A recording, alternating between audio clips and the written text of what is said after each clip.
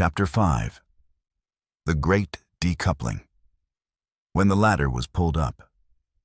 There's a version of Canadian history that most of us absorbed somewhere between school and adulthood. It goes like this. If you worked hard, played by the rules, and kept your head down, the economy would reward you. Not extravagantly, not without sacrifice, but honestly.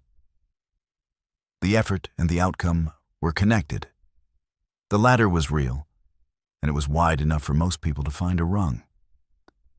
For roughly 30 years after the Second World War, that story was true enough to be believed, because the underlying math supported it. Productivity and wages moved together.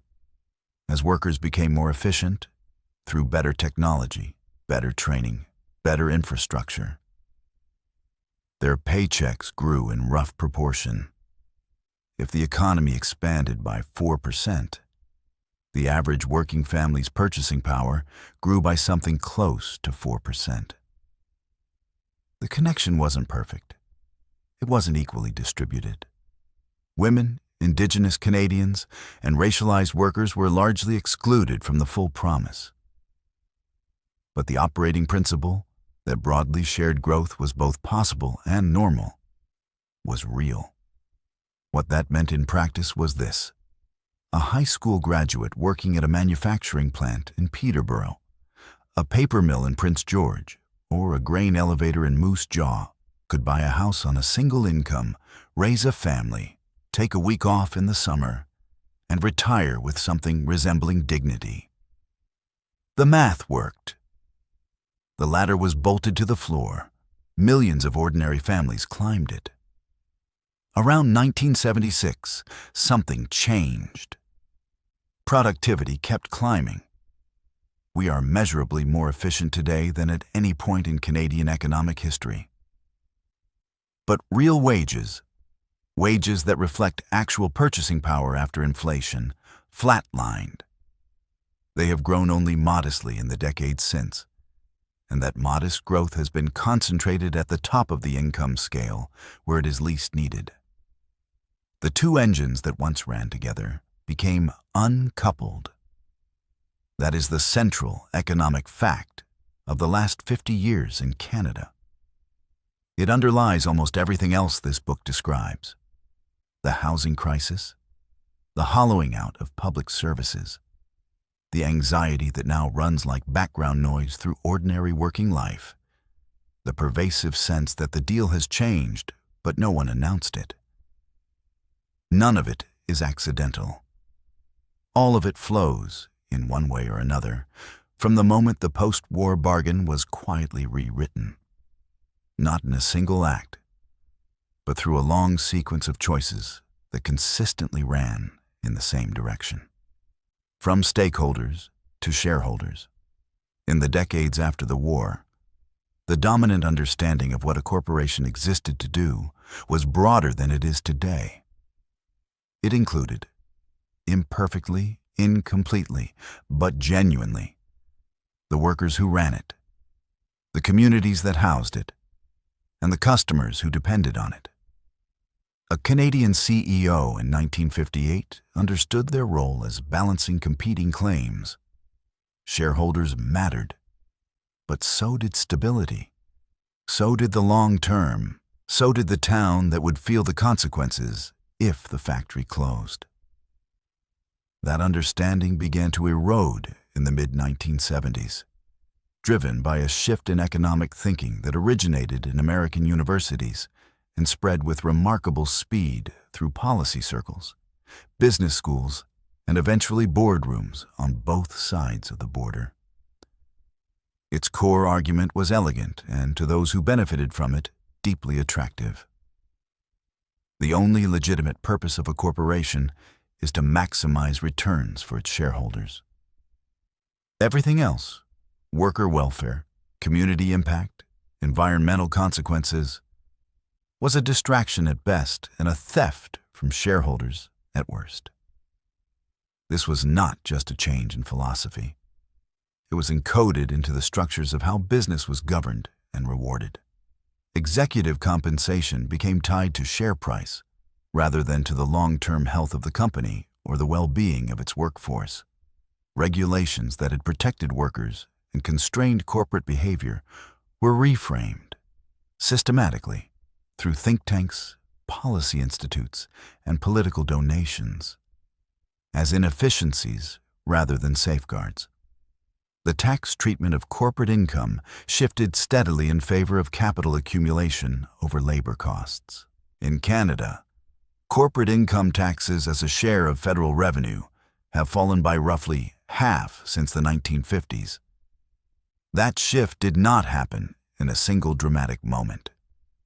It happened through dozens of adjustments, each presented as a technical correction, each building on the last. The pattern is the one we have traced throughout this book. Not a conspiracy, but a direction. Consistent pressure from those with the resources to apply it, producing a result that looks, from a distance, like the natural operation of markets. It wasn't. When you systematically lower the cost of capital and raise the effective burden on labor, through wage suppression, eroded benefits, weakened collective bargaining, and a tax code that treats investment income more generously than employment income, you are not managing an economy neutrally. You are making a choice about who captures the gains when the economy grows. You are deciding that the people who own the system should benefit more than the people who run it. That choice, made incrementally over decades, is why Dan Kowalczyk could buy a house in 2003 and why his nephew Jordan cannot buy the same house 20 years later. It is why the same job, in the same neighborhood, produces such radically different lives, depending on which decade you happen to occupy. The debt substitution, as wages flatlined through the 1980s and 1990s, those shaping economic policy faced a practical problem. How do you maintain consumption, the engine of a consumer economy, when the people doing the consuming are not earning more? The answer was credit. Not credit as an occasional tool for large purchases. Credit as a systematic substitute for income. The financial system, encouraged and enabled by policy, made it possible for ordinary households to maintain a standard of living their actual wages could no longer support, by borrowing against their future earnings for present purchasing power. Can't buy a house on your salary? Here's a 40-year mortgage. Can't afford a car outright? Here is an 84-month loan at 0% for the first year. Can't pay university tuition from what you earn? Here is a student loan that will follow you for 2 decades. Can't make the rent this month? Here is a payday loan at an annualized rate of 400%. Cheap credit was not offered out of generosity. It was profitable, enormously profitable for lenders, for developers, for a financial sector that had grown large enough to begin reshaping the economy around its own interests. And it was politically useful. Households living on credit do not feel the full weight of stagnant wages until the debt comes due. In the interim, the standard of living looks intact. The sign in the window can stay up a little longer. Canada now carries one of the highest household debt-to-GDP ratios among developed economies. We are not, in any meaningful aggregate sense, a wealthy country. We are a highly leveraged one. The difference matters. Wealth generates stability. Leverage generates fragility. Wealth produces independence. Debt produces control. A family carrying a $600,000 mortgage, a car payment, and student loans does not have the same freedom as a debt-free family. They cannot easily change employers. They cannot miss a paycheck. They cannot take a risk on starting something new. The structural mathematics of their situation leaves them with limited choices. not because they are passive or weak, but because the cost of making different choices has been made prohibitively high.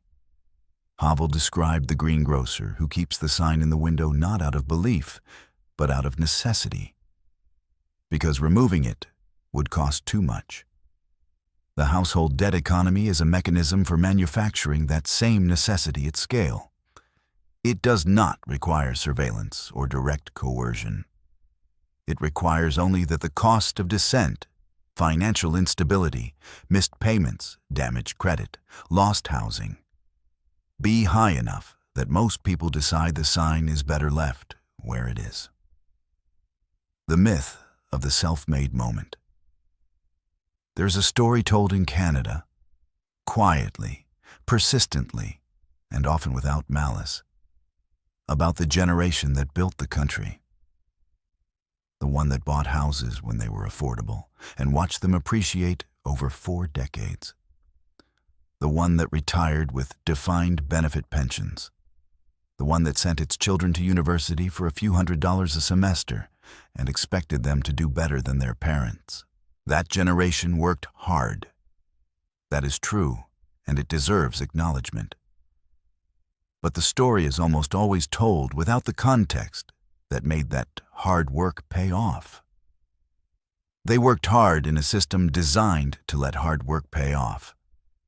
During the period of the twin engines, when productivity gains were still flowing to wages. They bought housing during the period before financialization, when a home was priced as shelter rather than as an investment vehicle.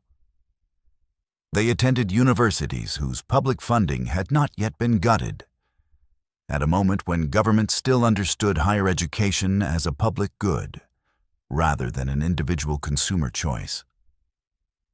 The conditions of their success were structural as much as personal.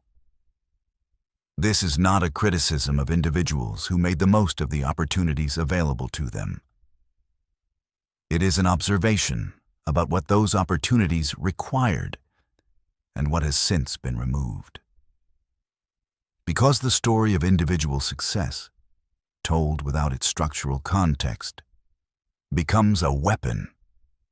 It becomes the basis for telling the next generation that their inability to replicate those outcomes is a personal failure, a lack of discipline, a lack of effort, a failure to make good choices. The person who bought a house in 1975 for $45,000 and sold it in 2010 for $550,000 is not a financial genius. They are the beneficiary of a particular historical moment, of policies that supported home ownership, of financing conditions that made it accessible, of an era when housing had not yet been converted into a global asset class. The person trying to buy that same house in 2023 for $850,000 on a $68,000 salary is not failing. They are navigating a set of structural conditions that have been methodically stacked against them. The great decoupling was not inevitable. It was not a force of nature or a law of economics. It was a sequence of policy decisions made by people with interests in the outcomes those decisions produced, using the access and resources they had to nudge the rules in their favor.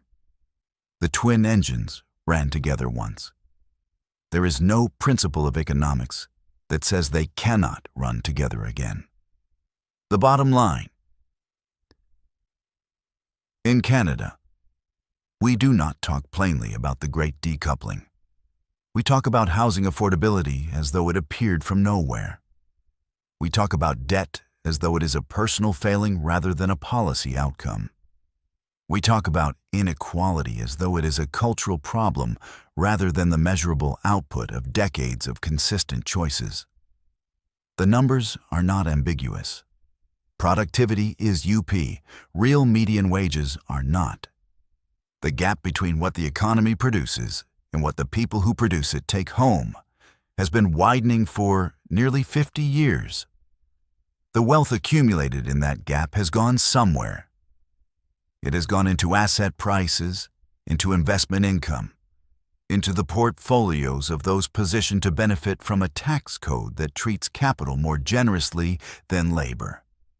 This is not a left versus right argument. It is an arithmetic argument.